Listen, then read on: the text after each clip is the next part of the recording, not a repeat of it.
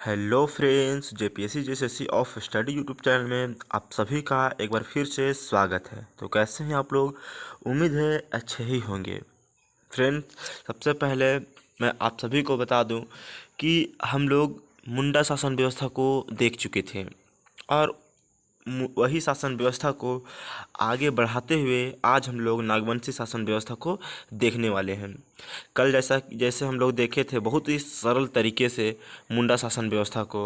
अगर आप लोग नहीं देखे होंगे पिछले क्लास को तो आप लोग देख लीजिएगा। बहुत अच्छे ढंग से आप सभी को समझाया गया है, ठीक है। जो एग्ज़ाम में पूछे गए हैं, जो आपका मेंस पीटी, इन सभी के लिए महत्वपूर्ण है, जेपीएससी जेएसएससी सीजीएल के लिए, ठीक है। मेंस और पीटी के लिए आप सभी का एग्ज़ाम के व्यू से महत्वपूर्ण है। तो आप लोग देख लीजिएगा जेपीएससी और जेएसएससी से जो संबंधित है, ठीक है। तो चलिए फ्रेंड्स, इस क्लास को शुरू करते हैं। बहुत ही अच्छे तरीके से, बहुत ही तोड़ तोड़ करके आप सभी को मैं समझाया हूँ। अगर आप सभी को क्लास में समझ में आएगा तो इस क्लास को लाइक कर दीजिएगा और बेल आइकन को दबा दीजिएगा सब्सक्राइब करके, ठीक है। तो चलिए क्लास को शुरू करते हैं। नागवंशी शासन व्यवस्था। नागवंशी शासन व्यवस्था का प्रारंभ कब होता है फ्रेंड? तो यह होता है प्रथम शताब्दी में, ठीक है। याद रखिएगा, प्रथम शताब्दी में बोले तो 64 ईस्वी में हुआ था, ठीक है। 64 ईस्वी में हुआ था। और अगर यही चीज़ देखें, हम लोग अगले क्लास में देखे हुए थे मुंडा शासन व्यवस्था को, ठीक है। मुंडा शासन व्यवस्था को तो आप लोग उसको भी कमेंट करते चले जाइएगा, ठीक है। तो आप लोग मुंडा शासन व्यवस्था में गांव का प्रधान को क्या कहते हैं उसको आप बताइएगा, कमेंट कीजिएगा, ठीक है। मुंडा शासन व्यवस्था में गांव प्रधान को क्या कहते हैं, ठीक है।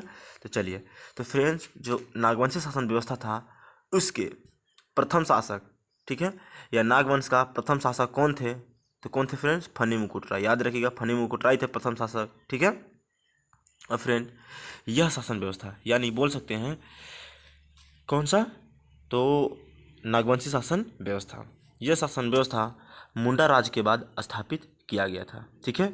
मुंडा राज के यानी मुंडा शासन व्यवस्था के बाद यह शासन व्यवस्था यानी नागवंशी शासन व्यवस्था स्थापित किया गया था, ठीक है। याद रखिएगा, नागवंशी द्वारा यह शासन व्यवस्था को चालू करने का मुख्य उद्देश्य यह था फ्रेंड्स कि जो नागवंशी थे, नागवंशियों द्वारा नजराना जो कर था नहीं देने के कारण, ठीक है, नहीं देने के कारण यह मुख्य रूप से शुरू किया गया था। तो हम लोग अभी आगे देखेंगे। इसका पहले हम लोग देख लेते हैं कि नागवंशी द्वारा नजराना कर जो लिया जाता था उसे क्या कहते थे? मालगुजारी कहते थे। क्या कहते थे? मालगुजारी कहते थे। आप लोग याद रखिएगा, ठीक है। यहाँ पर हम लोग देखेंगे भी कि मालगुजारी नहीं देने के कारण, क्या फ्रेंड्स? मालगुजारी नहीं देने के कारण नागवंशी शासक, ठीक है, नागवंशी शासक को मुगलों द्वारा कैद कर लिया जाता था। अगर उस समय के बाद देखें हम लोग, तो अभी हम लोग देख रहे हैं प्रथम शताब्दी, ठीक है। तो उस समय की बात करें तो यहाँ पर देखिए, उस समय की बात करें जो प्रथम शासक थे, कौन थे? दुर्जन साल, ठीक है। नागवंशी शासक कौन थे? प्रथम नागवंशी शासक दुर्जन साल को, ठीक है, दुर्जन साल को गिरफ्तार कर लिया गया था। और गिरफ्तार करके कहाँ भेजा गया था? कहाँ भेजा गया था? तो ग्वालियर का किला, ठीक है फ्रेंड, ग्वालियर ग्वालियर का किला भेज दिया जाता है। ग्वालियर किला आपका मध्य प्रदेश में है, याद रखिए, ठीक है। ग्वालियर किला भेज दिया जाता है। और बाद में ये यानी दुर्जन साल ये हीरा के पार्थी होते हैं, क्योंकि नागवंशी, अगर नागवंश के बारे में बात करें तो झारखंड में, ठीक है, झारखंड में लगभग देखिए इसी क्षेत्र में आप लोग, मैप आप सभी को समझ में आ रहा होगा, ठीक है। मैप आप सभी को समझ में आ रहा होगा कि झारखंड का मैप बना हुआ है। तो नागवंशी की बात करें तो मुख्य रूप से नागवंश के लोग गुमला, लोहरदगा, सिमडेगा वाले क्षेत्र में ही बसे हुए थे, ठीक है। तो इस क्षेत्र में एक गुजरती है आपका शंख नदी, ठीक है। शंख नदी जो आपका गुमला के चैनपुर प्रखंड से निकलती है, ठीक है। याद रखिएगा, गुमला के चैनपुर प्रखंड से निकलती है शंख नदी। इसी नदी से आपका, अगर आप हिस्ट्री पढ़े होंगे तो उसमें चाणक्य ने भी अपना कौटिल्य के अर्थशास्त्र में कहा है कि शंख नदी या इंद्रवानक नदी से हीरे की प्राप्ति होती है। उसमें अच्छे से लिखा गया है, ठीक है। तो ये हीरे के पार्थी थे कौन? दुर्जन साल। तो जो मुगल शासक थे उन्होंने पकड़ करके दुर्जन को ले गया था। कर नहीं देने के कारण, क्या नहीं देने के कारण, कर नहीं देने के कारण इसे कैद कर लिया जाता है और वहाँ पर 12 साल तक रखा जाता है। ठीक है, 12 साल तक रखा जाता है। और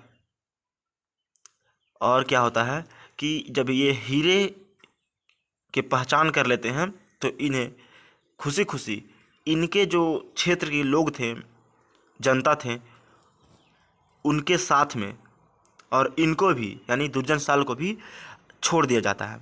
ठीक है, और उससे पहले इसे दुर्जन साल नाम था, लेकिन बाद में इसे हीरे की पार्थी के कारण इसे शाह का उपाधि धारण मिलता है, यानी उपाधि मिलता है। किस चीज़ का? शाह का, याद रखिएगा, शाह का उपाधि मिलता है। किसके कारण? तो यह फ्रेंड्स मिलता है हीरे की पार्थी के कारण। आप लोग याद रखिएगा। आई होप आप सभी को अच्छे समझ में आ रहा होगा। तो फ्रेंड्स नागवंशी के बारे में देखते हैं हम लोग थोड़ा सा। ठीक है, देखिए नागवंश अगर जब आया है इसके थोड़ा हिस्ट्री को हम लोग पिछले चीज़ को याद करते हुए चलेंगे। ठीक है, तो देखिए हम लोग पढ़ चुके हैं वैसे नागवंश। ठीक है, नागवंश, आपका चेरो वंश और या मुंडा वंश हम लोग पढ़ चुके हैं। सभी वंश को हम लोग देख चुके हैं पिछले क्लास में। जो नहीं देखे होंगे वो चीज़ देख लीजिएगा। ठीक है, तो छोटा नागपुर खास का नागवंश, छोटा नागपुर खास का नागवंश के बारे में हम लोग देखने वाले हैं। तो सबसे पहले नागवंश के संस्थापक कौन थे? तो यह थे फनी मुकुट राय। ठीक है, जो प्रथम शासक थे। अभी पिछले हम लोग भी पीछे देखें हम लोग। ठीक है, जो इसे नागवंश को यानी फनी मुकुट राय को आदि पुरुष के नाम से भी जाना जाता है। याद रखिएगा, जो इम्पोर्टेंट है, एग्जाम में हमेशा पूछा जाता है कि आदि पुरुष के नाम से किसे जाना जाता है, तो फनी मुकुट राय को जाना जाता है, जो 64 ईस्वी में, ठीक है, 64 ईस्वी में राजा बने हुए थे।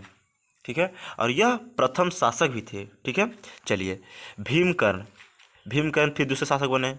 भीमकर्ण ऐसे शासक थे जो राय के स्थान पर कर्ण का उपाधि धारण किए हुए थे। ठीक है, भीमकर्ण याद रखिएगा। इनका शासनकाल होता है 1095 से 1184 ईस्वी। याद रखिएगा। शिवदास कर्ण फिर उसके बाद बने, प्रताप कर्ण उसके बाद बने, जो 1451 से 1469 तक शासन में रहे थे। अब प्रताप कर्ण के बारे में आप जान रहे होंगे, या प्रताप राय से क्या आपको याद होता है बताइए। प्रताप राय एक शासक थे जो चेरोवंशी शासक थे, और यह पलामू में, अभी तो वर्तमान में लातेहार वह किला है, जो प्रताप राय थे तो वह लातेहार में अभी जो किला है उस समय पलामू में ही था। ठीक है, तो पलामू के पुराना किले का निर्माण करवाए थे। कौन करवाए थे पलामू के पुराना किले का निर्माण? तो प्रताप राय कराए थे। याद रखिएगा आप सब। ठीक है, पलामू किले का पुराना किला का निर्माण कौन करवाया था? तो प्रताप राय करवाए हुए थे। ठीक है, फिर उसके बाद कौन सा राजा बने? छत्रकर्ण बने। कब से कब तक? तो 1469 से 1496। फिर उसके बाद रामशाह, जहाँ पर आप देख सकते हैं 1690 से 1715 ईस्वी तक रहे। फिर उसके बाद यदुनाथ शाह 1715 से 24 तक रहे। ठीक है, शिवनाथ शाह फिर 1724 से 33 तक रहे। और उसके बाद उदयनाथ शाह रहे थे, जो 1733 से 40 तक थे। और नागवंश के अंतिम शासक बने थे फ्रेंड्स, कौन से थे? तो श्याम सुंदर शाह। ठीक है, जो 1740 से 45 तक रहे थे। ठीक है, आई होप आप सभी को अच्छे से समझ में आया होगा क्लास। तो चलिए फ्रेंड्स, इस क्लास को यहीं तक रखते हैं, और अगले क्लास को हम लोग अगले दिन देखेंगे। हम लोग पढ़ा पंचायत अगले दिन हम लोग देखेंगे, पढ़ा पंचायत। इस क्लास को पार्ट 3 में करके पढ़ा पंचायत को देखेंगे। फिर अगले दिन मांझी परगना शासन व्यवस्था को देखेंगे, और इसी के साथ साथ आगे भी हम लोग क्लास को करते चले जाएंगे। ठीक है, जो आप सभी का एग्जाम के व्यू से महत्वपूर्ण होगा। तो चलिए फ्रेंड्स, जय हिंद, जय भारत, भारत माता की जय।